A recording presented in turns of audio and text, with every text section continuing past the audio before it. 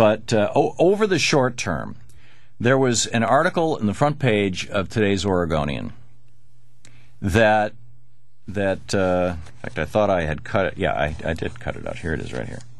Article on the front page of today's Oregonian. Food stamps fact of life for half of U.S. kids is the headline. Half of all the children in the United States. And more than 90% of black youngsters in the United States, at one point or another in their lives, will have been on food stamps.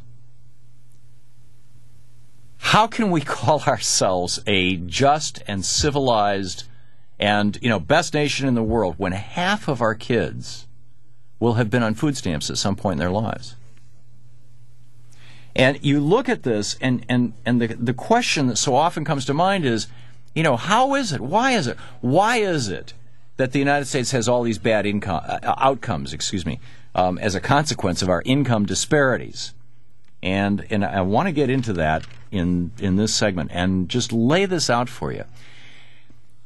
Koch Industries, K-O-C-H, the big oil and gas combine, a series of the patriarchs of Koch Industries have founded a number of things. One of them founded the Cato Institute. Another, no, seriously. Another is on the president of the board of directors of Freedom Works Foundation, Dick Armey's organization, that is sponsoring the Teabaggers. These buses show up, and they're all nicely painted. I mean, these are very, very expensive products, these fancy buses that show up. And all the Teabaggers show up, and they think that it's some kind of grassroots organization. It's not. But they have a legitimate gripe. They have a legitimate complaint. They are... And this is the thing. In fact, I would say that the bigger picture here, the big question here, is when are progressives, when are liberals, when are Democrats going to figure out that if they don't go down the populist road, if they don't start speaking with a populist voice, if they don't start sharing a populist point of view, they're going to lose out. It's going to be all over. And this is a really critical thing. I've got a speech here that I want to share with you. This is Huey Long. Huey back, what is it, Louisiana in the 30s? Is that recall? I should have done a Wikipedia here, but this is from his famous stump speech, Every Man a King.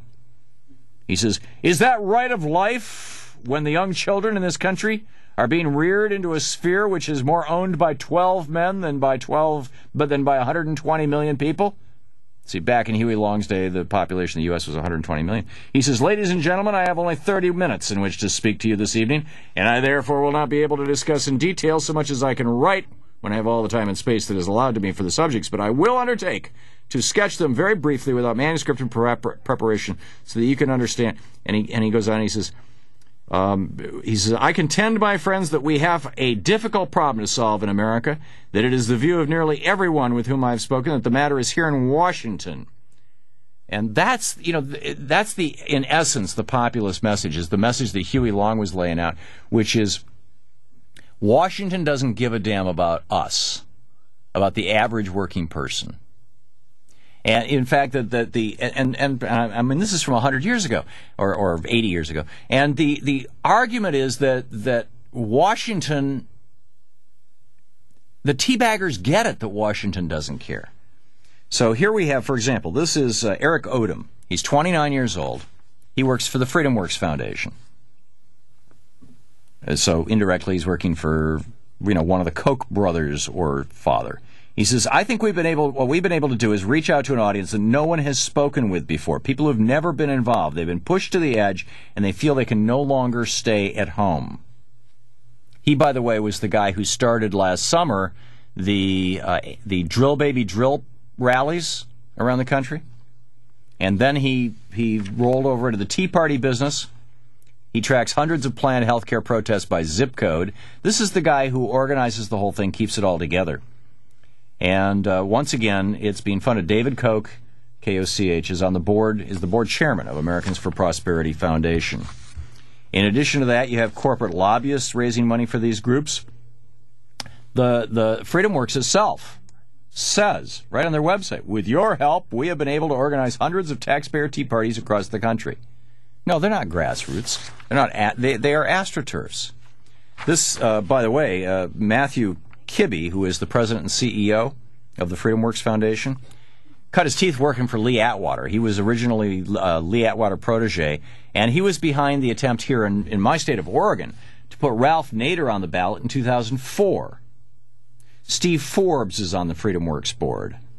The money comes from the from the Koch, the Scaife, the Bradley, the Olin Foundations, and from ExxonMobil.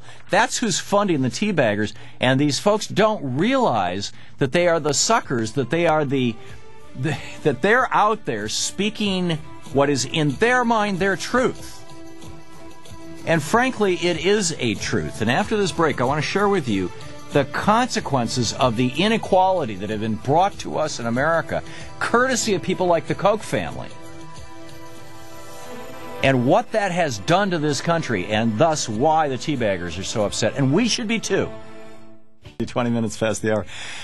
Okay, I want to lay this out, just right straightforward, and I'm going to make two wild propositions that I'd welcome your feedback on. The first is that perhaps progressives should be signing up for all these Tea Party gigs and actually showing up. Not to fight with the Teabaggers, and not to play, billionaires for wealth care and show up, although I think that's really cool, show up in the tuxedo with the champagne and say, I'm a CEO of a health insurance company, thanks so much for looking out for my $100 million a year compensation. Not to do that, but rather to show up with signs that actually probably most of the Teabaggers would agree with. It's, stop the buying of Congress. Stop corporations from giving money to members to senators and representatives. Those kinds of things. Reduce inequality in America. Now, I realize that sounds like that's not a bumper sticker, but there has to be a variety of ways to say that. So, number one, maybe we should be using the Teabagger movement. For years I've advocated that progressives should be infiltrating the Democratic Party and taking it over, and in many places we have, but nothing like the conservatives have taken over the Republican Party. And the difference between progressives and conservatives, the progressives that I'm suggesting we are and we should take over the Democratic Party, and the conservatives who've taken over the Republican Party, is that the conservatives who've taken over the Republican Party are not with most Americans. They want women who get abortions to go to prison. They want the taxes to be lower on corporations and on rich people. I mean, these are the agendas of the conservatives. They want gays to stay in the closet and keep their mouths shut. They want African Americans not to have the protection of hate crime legislation, or gays for that. Anybody. I mean, they don't want any. They definitely don't want there to be free college education. I mean, just where the conservatives are at, the modern day conservatives, there's just a tiny fringe of America that's there. But the vast majority of America, well over 50%, in most cases over 60, 70, 80% of Americans, if you said, should college be free in the United States for anybody who can qualify, they'd say yes. If you say, should everybody in America have full health insurance and it should be paid for out of income taxes, most Americans say yes. Single-payer health care system, like France has. If you say, should Social Security be strengthened and be available to everybody? Yes. Should the retirement age for Social Security be brought down to 60 to tighten the labor market and increase wages? Yes. Should people have the right to unionize? The majority of Americans will say yes. I mean, where progressives are at is where America is at, and the way that the conservatives have been able to hold on to their power is by using fear and lies. And this is the consequence of the conservative grip on the United States over the last 30 years since Ronald Reagan came to power. And all these statistics are from the Equality Trust. The website is equalitytrust.co.uk.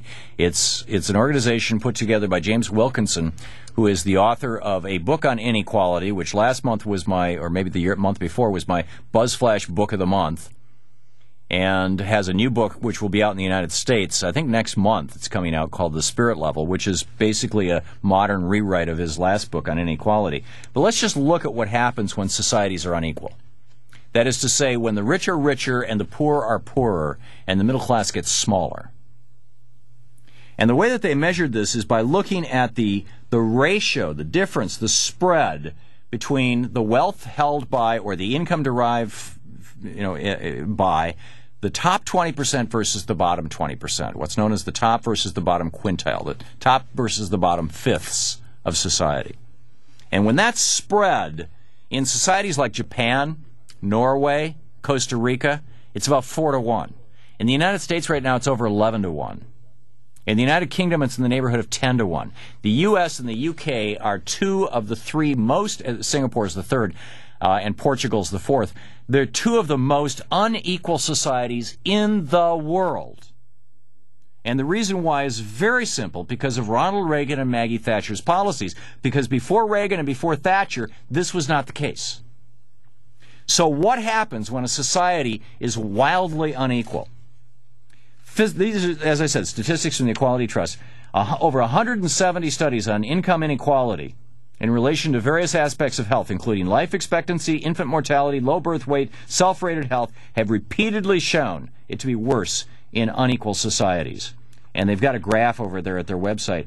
The most equal society is Japan at around 4-1. And they also have the lowest rate of infant mortality in the world, the best outcomes for children born. The most unequal society in the world, the United States. What country has the worst outcome for children? The highest infant mortality rate? The United States. So, this is of the major industrialized countries. Mental health. Different societies have very different levels of mental illness. In some countries, only 5 to 10% of the adult population are mentally ill.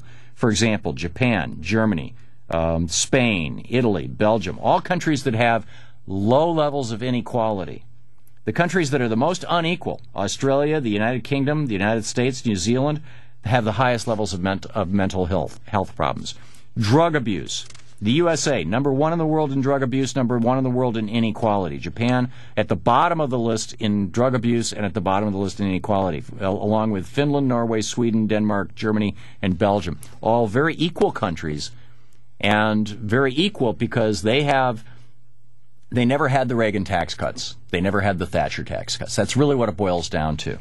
Education in the United States. In fact, on a state-by-state basis, dropout rates. The most unequal states, Mississippi, Louisiana, Kentucky, West Virginia, Alabama, and New York, the states where you have the greatest concentrations of very rich and very poor, have the highest dropout levels in the entire country. So I'll give you a few more of these after the break, but the bottom line is we need to repeal the Reagan tax cuts. And frankly, I think we need to reach out to the Teabaggers and say, you guys are right, something's wrong here.